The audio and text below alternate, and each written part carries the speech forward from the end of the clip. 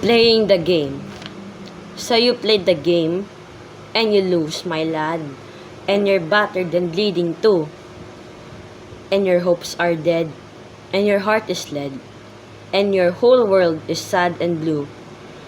And you sob and cry in your grief and your pain for the hopes that had to die.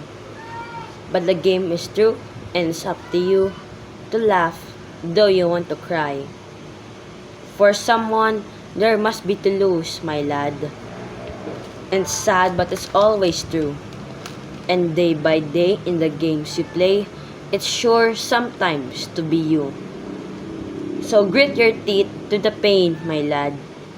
For you battled the best you could. And there's never shame in the losing game when you lose like a real man should.